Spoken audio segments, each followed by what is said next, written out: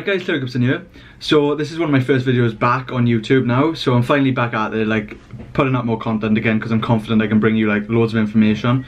So this is a topic that we're talking about today. It's going to be the best training split for natural muscle gain.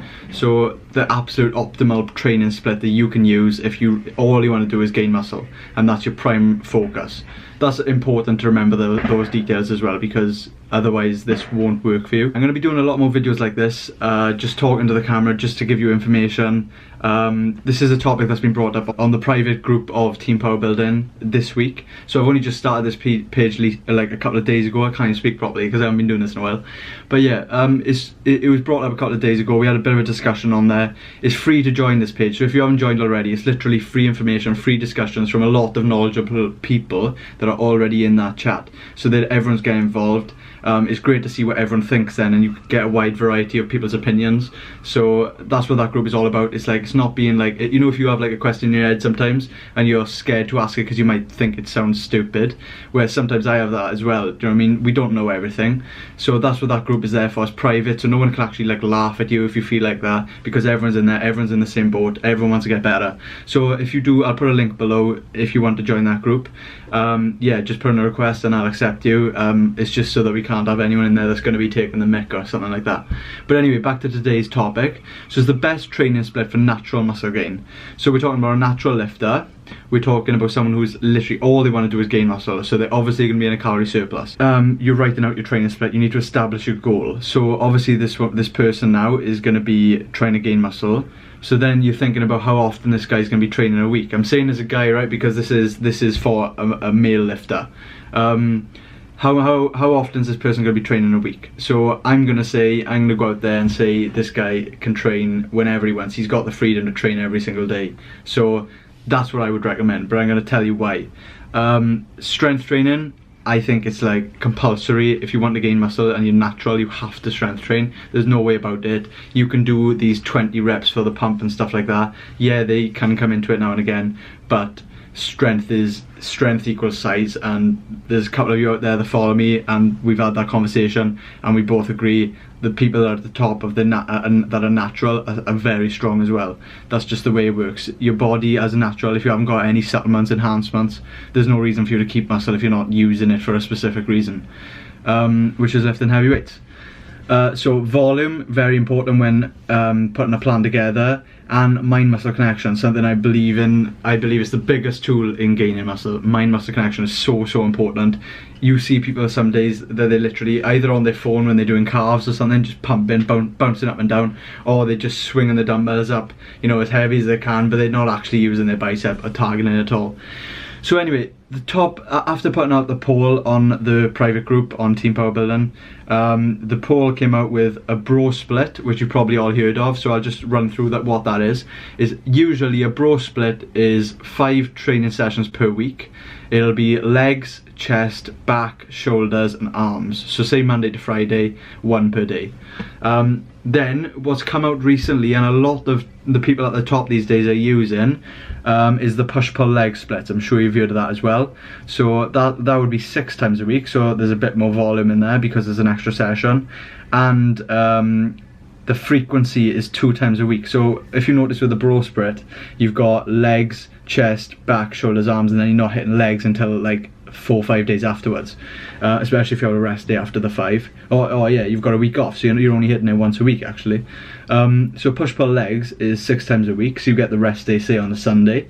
So say if you work Monday through to Saturday, push is basically all push-in movements. It's as simple as it sounds. So it'll be chest, it'll be front delts, side delts, and your triceps. So you've got, if you think of a bench press, what's involved? You've got the front delt, the chest, the pecs, you've got the triceps working as well. So that's what you're training that day. Pull is the opposite. So think of it as if you're doing a barbell row, bent over row.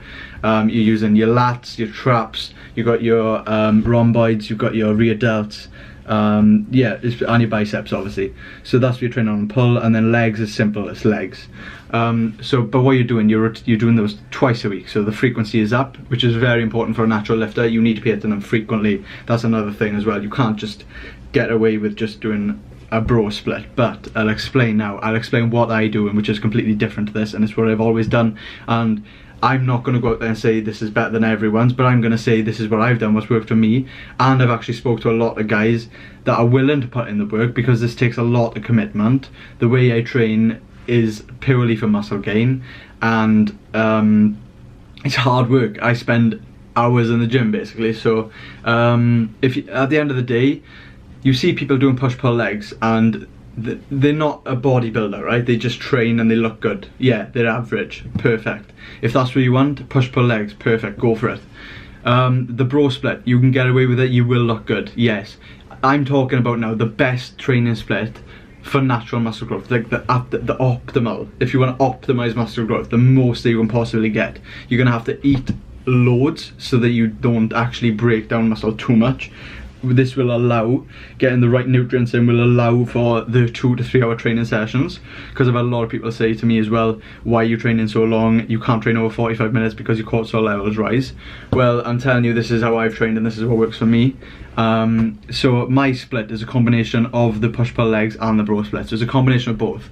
Because I believe in mind muscle connection, for me, when you're doing push-pull legs, there's so many different muscles involved that you're training at once. You just can't get into it. The moment you start getting into something, you know, you're moving on to the next muscle. It just doesn't make sense to me. I couldn't wrap my head around it. I've tried it for a week and I just couldn't do it, because it just isn't me.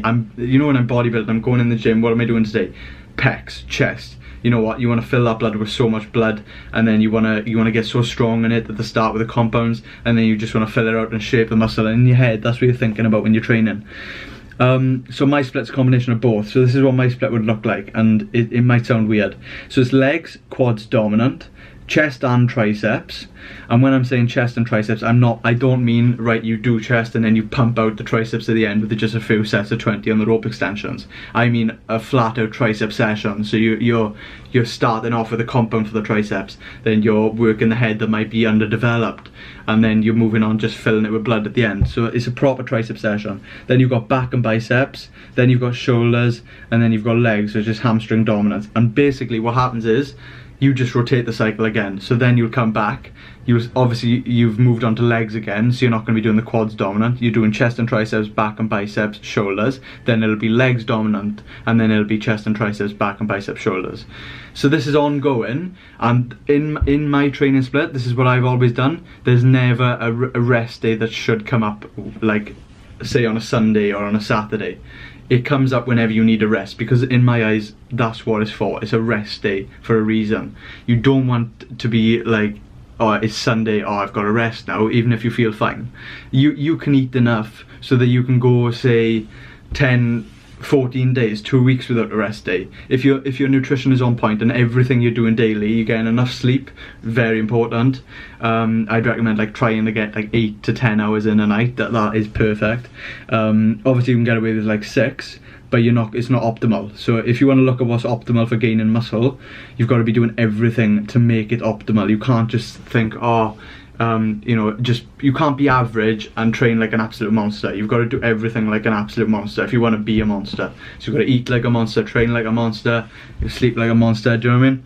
So yeah, that's my training split, and the volume in those sessions. So for quads, I would do, say, 4 exercises, but the compound at the start would be huge. It would be obviously squats, some type of squat variation, and I'd be working my way up. Proper 20-30 minute warm up beforehand on the treadmill, get the heart rate up, get a bit of a sweat on, then we start doing the mobility work, and then we start with the exercise and work my way up. And this is why when I train with people get so annoyed, because they're like, Jesus Christ mate, just get on with it. And it's the way I've trained. I like spending that time in the gym. I want to be optimal when I'm training. My performance is very important to me, so everything I do is for performance. Yeah, so the compound at the start would take up most of the session, say 45 minutes of actual working time, probably, and then we'd get on to the like isolation exercises. The only thing I'd say though, I've worked up to this point where I can actually recover, and I know from my sessions how long it takes me to recover before I can hit them again. I'd recommend, if you say now you train chest on a Monday and it's still hurting 4 or 5 days after, you've still got DOMS, which is delayed onset muscle soreness, you're overtraining. That's when overtraining comes into it. Overtraining isn't a thing if everything's on point, but it can be made a thing if you actually do overtrain. But if everything's on point, you really have to go to a stupidly dark place to take yourself to overtraining, do you know what I mean? Or even if you have a week off training like I did over Christmas, and I went back into one of my regular sessions and I was done for a week, do you know what I mean? Because my body wasn't used to the frequency, it wasn't used to what I was already used to, because I took a week off of nothing. Yeah, so you can like monitor overtraining yourself. If you're good to go by the next time you should be training legs after you've done legs, or if you're good to go say 3 days later after chest, then that's fine, you're not overtraining, you've got nothing to worry about. Yeah, if you've got any more questions, if I didn't clear everything up, so that's if you're actually trying to like, if you've got all the free time, everything you want to do is just to gain muscle, and you're natural, this is the perfect split for you. Compound at the start of the session, you know, work on your weak points, isolation, and then fill it with blood. That's what I would say. And get into it, get into the muscle in your head. This mind-muscle connection is so important. So I hope you like that. Make sure you join the private group on teampowerbuilding.com. Follow us on Instagram. And yeah, it's free to join, so you're missing out on free information if you don't. So check it out, link below. Subscribe, like, and I'll see you soon.